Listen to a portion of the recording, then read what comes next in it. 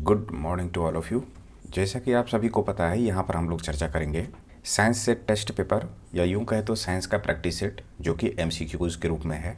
ये साइंस का practice set state PCS का PT हो या फिर SSC, railways, teacher eligibility test या फिर बिहार सचिवालय जैसे एग्जामिनेशन के लिए बहुत ही महत्वपूर्ण है। यहाँ पर एक कोर्स है जो आपके सामने मैं कहना चाहूँगा कि सफलता का फार्मूला सरल है। 1% किस्मत का हाथ है, 1% टैलेंट का हाथ है और 98% आपका हार ना मानने वाला जज्बा का हाथ होता है। इसलिए कोई भी सब्जेक्ट हो, उसे ईमानदारी पूर्वक अगर आप पढ़ते हैं तो आप ज़रूर सफल होंगे। आधी अधूरी पढ़ाई से कठिनाई उत्पन्न होगी। अब जैसे ये वीडियो है, अगर आप पूरा वीडियो कंप्लीट करते हैं तो मुझे नहीं लगता कि कोई भी प्रश्न है एग्जामिनेशन में आपका छूटेगा। इसलिए ईमानदारी से कोई भी टीचर हो, वो जो पढ़ा रहा है, आप शुरू से अंत तक साथ जुड़े रहते हैं तो आप ज़रूर सफल होंगे। लोग हंसी मजाक में भी कहते हैं कि कचरे की भी जगह बदलती है, तुम तो फिर भी इंसान हो, तुम्हारा भी दिन आएंगे, बस मेहनत जारी रखो। शुरुआत करते हैं आज के पहले प्रश्न से। प्रश्न है कि मानव शरीर का कौन सा अंग टाइफाइड के मुख्य रूप से प्रभावित होता है? तो इसका उत्तर है ऑप्शन डी, आंत होता है प्रभावित टाइफाइड से। अब यहाँ पे बता दूँ कि टाइफाइड रोग होता कैसे है, तो साल्मोनेला टाइफी नामक बैक्टीरिया के कारण होता है, जो दूषित भोजन या पानी के माध्यम से फैलता है। अब पूछ दे कि यह संक्रमण का मुख्य रूप कहाँ से उत्पन्न होता है, तो व्यक्ति के मल और मूत्र से फैलता है, जो हाथ धोने में लापरवाही या फिर भोजन के संपर्क में आने से दूसरों को संक्रमित करता है। तो अक्सर लोग जो बाहर में चाट पकौड़े खाते हैं, फास्ट फूड जैसे भोजन करते हैं, वहाँ से ये बीमारी की फैलने की संभावना ज़्यादा होती है। अगला प्रश्न है, पानी की गंदगी से फैलने वाला रोग कौन सा है?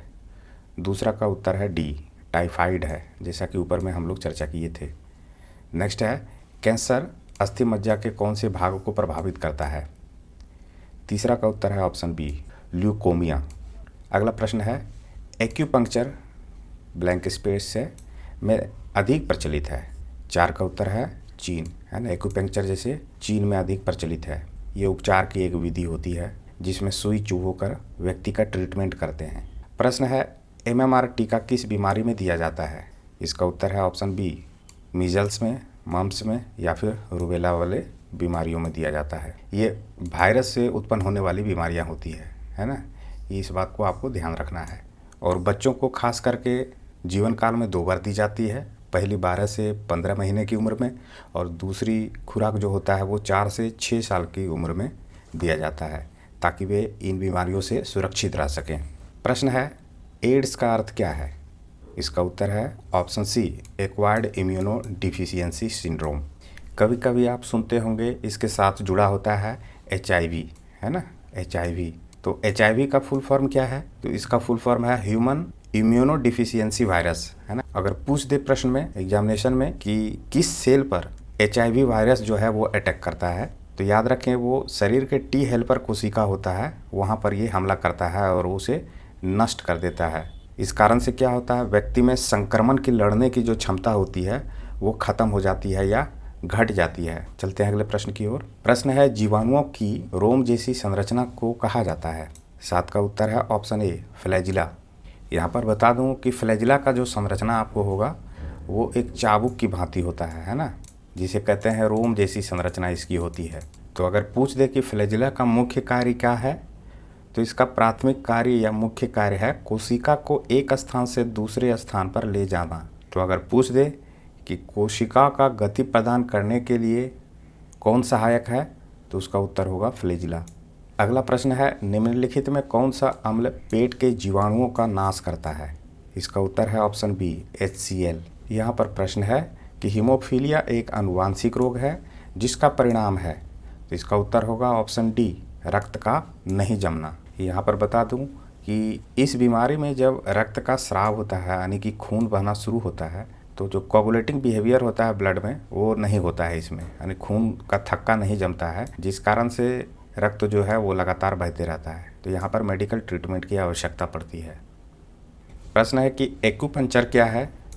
10 का उत्तर है ऑप्शन सी, सुइयों के माध्यम से उपचार करना। इसकी चर्चा हम लोग ऊपर में कर चुके हैं। चीन और जापान में इस तरह का ट्रीटमेंट फेमस है। चलते हैं अगले प्रश्न की ओर। प्रश्न है, डिप्थीरिया रोग से ग्रस्त होती है? इसका उत्तर है ऑप्शन बी, गला। यहाँ पर बता दूं कि ये कोर्निबैक्टीरियम डिप्थेरी नामक जीवाणु के कारण ये रोग होता है। ये बैक्टीरिया मुख्य तौर पर नाक, गला और श्वास नली को प्रभावित करता है। साथ ही साथ ये बीमारी एक व्यक्ति से दूसरे व्यक्ति में फैलता है, आमतौर पर संक्रमित व्यक्ति के खांसने या छींकने के दौरान निकलने वाली बूंदों से। चलते हैं अगले प्रश्न की ओर। प्रश्न है कि मलेरिया रोग प्रभावित करता है, तो इसका उत्तर होगा ऑप्शन सी, प्लीहा को प्रभावित करता है। प्लीहा का अंग्रेजी क्या होगा? स्प्लीन होगा। प्लीहा कहाँ होता है? तो पेट के ऊपरी बाएं हिस्से में स्थित होती है, जो ब्लड को फिल्टर करता है और पुरानी या फिर क्षतिग्रस्त लाल रक्त कोशिकाओं को हटाता है। आप सभी को पता ही होगा, मलेरिया जो है एक परजीवी जनित बीमारी है। प्लाज्मोडियम परजीवी के कारण ये रोग उत्पन्न होता है। तो यहाँ पर बता दूँ, प्लीहा को तो ये मुख्य रूप से प्रभावित करता ही है, साथ ही साथ ये फेफड़े को भी प्रभावित करता है और गुर्दे को भी प्रभावित करता है, या यूँ कहें तो समय पर इलाज नहीं करने से प्लीहा फट भी सकता है। तो इस प्रकार से इस रोग से जुड़े हुए कुछ महत्वपूर्ण फैक्ट थे। चलते हैं अगले प्रश्न की ओर। प्रश्न है कि एड्स में डी का अर्थ क्या है? का उत्तर है ऑप्शन सी, डिफिशियंसी।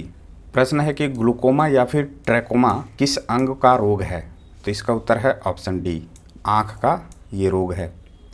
यहाँ पर बता दूँ कि ग्लूकोमा मुख्य रूप से आँखों के अंदर जो तरल पदार्थ होता है, वो तरल पदार्थ जमा होने के कारण ग्लूकोमा रोग उत्पन्न हो जाता है। इस तरल पदार्थ के जमा होने के कारण ऑप्टिक तंत्रिका को क्षति पहुंचती है। इन परिस्थितियों में नज़र कमज़ोर होने लगता है या फिर धुंधला दिखाई देता है। साथ ही साथ आँख के चारों ओर लाल रंग के परत जम जाते हैं। चलते हैं अगले प्रश्न की ओर। प्रश्न है हेपेटाइटिस रोग में शरीर का कौन सा अंग प्रभावित होता है? 15 का उत्तर है सी, यकृत, जिसे कि लीवर कहते हैं। अगला प्रश्न है कौन सा रोग पानी के माध्यम से होता है? इसका उत्तर है डी, हैजा, है ना। इन सभी ऑप्शन में हैजा सही उत्तर होगा। अब यहाँ पे पूछ दे कि हैजा वाला जो बीमारी होता है, ये बैक्टीरिया से होता है या फिर वायरस से होता है? याद रखना है कि बैक्टीरिया के संक्रमण से ये बीमारी उत्पन्न होता है, जो कि दूषित भोजन और पानी के सेवन से फैलता है। प्रश्न है प्याज है क्या है?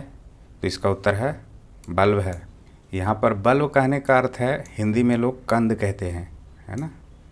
कि पूछ दे कि प्याज क्या है, प्रकंद है, कंद है, ट्यूबर है या फिर कॉर्न है? तो इसका उत्तर होगा कंद है। लेकिन यहाँ पर एक इम्पोर्टेंट फैक्ट बता दूँ कि अगर ऑप्शन में कंद और रूपांतरित तना दोनों विकल्प हो, तो रूपांतरित तना ज़्यादा सटीक उत्तर होगा। उस परिस्थिति में ये ज़्यादा सही उत्तर होगा, क्योंकि ओनियन या फिर प्याज एक कंदनुमा भूमिगत रूपांतरित तना होता है, जिसके चारों ओर भोजन संग्रहित करने वाली मांसल पत्तियां होती है, और यह पौधों का वह भाग है जिसे हम खाते हैं। तो इस प्रकार से यह ना तो जड़ है और ना ही सिर्फ तना या पत्ती है, बल्कि ये सभी मिलकर एक संशोधित संरचना बनाते हैं। चलते हैं अगले प्रश्न की ओर। प्रश्न है कि अदरक होता है रूपांतरित क्या होगा? तो तना। प्रश्न है बांस किस कुल का पौधा है? तो 19 का उत्तर है ऑप्शन बी, घास का। ये घास का जो कुल होता है उसी का ये पौधा है बांस। अब पूछ दे कि इस कुल का नाम बताइए, तो उत्तर होगा पोएसी कुल, है ना। पोएसी कुल का ये पौधा है। प्रश्न है सामान्य चीनी या केन शुगर किसे कहते हैं? तो 20 का उत्तर है ऑप्शन ए, सुक्रोज, है ना। सुक्रोज है, लैक्टोज है, फ्रक्टोज है, माल्टोज है। आप इसमें ज़रूर गलती कीजिएगा, इसीलिए इसे याद रखना है, भूलना नहीं है। सुक्रोज सही उत्तर होगा। प्रश्न है नाशपाती का खाने योग्य भाग है? इसका उत्तर है गूदेदार पुष्पाषण। प्रश्न है सेब का कौन सा भाग खाने योग्य है? तो इसका उत्तर है मांसल पुष्पाषण। ये सभी प्रश्न एग्जामिनेशन में रिपीट होते रहता है। प्रश्न है आलू उदाहरण है? तो इसका उत्तर है ऑप्शन सी, रूपांतरित तने का उदाहरण है आलू, इसे भी याद रखना है। प्रश्न है काली मिर्च पादप एक क्या है? तो इसका उत्तर होगा ऑप्शन डी, झाड़ी है। सुनने में अजूबा लग रहा है। अगर पूछ दे कि ये किस परिवार से आता है, उत्तर होगा पाइपरेसी परिवार, है ना। ये पाइपरेसी परिवार से संबंधित है काली मिर्च। तो यहाँ पर झाड़ी कहने का तात्पर्य इसीलिए है कि ये वृक्ष के रूप में नहीं रहता है। इसकी खेती जो की जाती है वो लता के रूप में होता है, इस कारण से इसे झाड़ी बोला गया है। अगला प्रश्न है कि पौधे के किस भाग से जूट की प्राप्ति होती है? तो इसका उत्तर होगा तना, है ना। तना से जूट की प्राप्ति होती है। प्रश्न है रंजक या खाद्य पदार्थ बनाने में किसका प्रयोग किया जाता है? तो इसका उत्तर है ए, केरामल का प्रयोग करते हैं। तो इसका इस्तेमाल मुख्य रूप से कहाँ पर करते हैं? तो केक बनाने में करते हैं, आइसक्रीम बनाने में इसका इस्तेमाल होता है, चलते हैं अगले प्रश्न की ओर। प्रश्न है कपास प्राप्त होता है।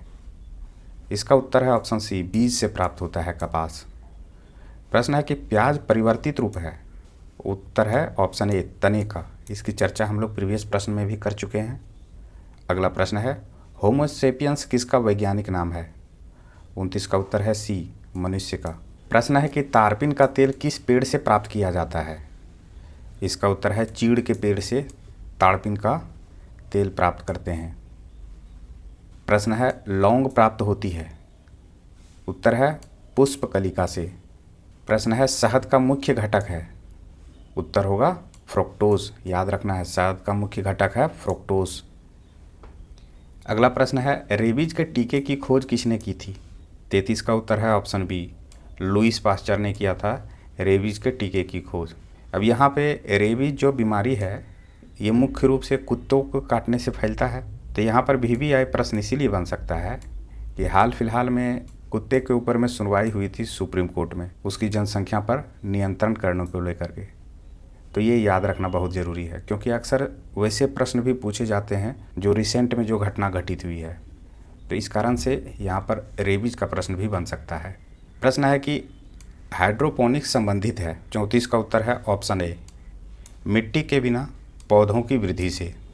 अब इस संदर्भ में मैं आपको बता दूं कि ये खेती करने की विधि है जिसमें पौधों को मिट्टी के बजाय पोषक तत्वों से भरपूर पानी के घोल में उगाया जाता है, जिससे कम जगह और पानी का उपयोग करके अधिक उपज प्राप्त होती है। इस प्रणाली में क्या करते हैं तो पौधों की जड़ें सीधे पानी में मौजूद पोषक तत्वों को अवशोषित करती है और ऑक्सीजन व पोषक तत्व सीधे जड़ों तक पहुंचते हैं, जिससे उनकी वृद्धि तेज होती है ना। इस प्रकार से ये क्या है तो टिकाऊ और आधुनिक कृषि तकनीक है। अगला प्रश्न है कि पौधे के लिए अच्छा उर्वरक है। 35 का उत्तर है ऑप्शन डी, यूरिया, है ना। इन सभी में यूरिया सबसे अच्छा उर्वरक है। अगर पूछ दे कि यूरिया का रासायनिक सूत्र क्या होता है तो याद रखना है CONH2, है ना। ये है यूरिया का रासायनिक सूत्र। अगर पूछ दे कि इसका रासायनिक नाम क्या है तो इसका रासायनिक नाम है कार्बामाइड, है ना। यह एक नाइट्रोजन युक्त ठोस उर्वरक है और कृषि में व्यापक रूप से इसका उपयोग किया जाता है। चलते हैं अगले प्रश्न की ओर। प्रश्न है कि बीज की बुआई के समय सामान्यतः किस उर्वरक का उपयोग किया जाता है। 36 का उत्तर है ऑप्शन बी, पोटास का उपयोग करते हैं बीज के बुआई के समय। तो यहाँ पर महत्वपूर्ण पॉइंट बता दूँ कि ये उपयोगिता पोटास की फसल के प्रकार और मिट्टी की स्थिति पर निर्भर करता है ना। इस पॉइंट को आपको याद रखना है। अब यहाँ पे पूछ दे कि पोटास में किसकी बहुलता होती है तो याद रखना है पोटेशियम की बहुलता होती है, जो कि पौधों की जड़ों को मजबूत करने, रोग प्रतिरोधक क्षमता बढ़ाने और फल फूल की गुणवत्ता में सुधार करने के लिए इसका इस्तेमाल करते हैं। चलते हैं अगले प्रश्न की ओर। प्रश्न है उर्वरकों में कौन सा तत्व अनुपस्थित होता है। तो इसका उत्तर है ऑप्शन सी, क्लोरीन अनुपस्थित होता है। इन सभी में क्लोरीन इसका सही उत्तर होगा। तो इस प्रकार से हम लोग यहाँ पर 37 MCQs को सॉल्व किए हैं। साथ ही साथ इसमें आने वाले जो महत्वपूर्ण फैक्ट है उसकी भी चर्चा किए हैं। आपसे गुजारिश है कि अगर ये वीडियो आपके लिए लाभदायक लगा हो तो कृपया लाइक करें और सब्सक्राइब नहीं किए तो सब्सक्राइब अवश्य करें। तो मिलते हैं नेक्स्ट क्लास में, तब तक के लिए धन्यवाद।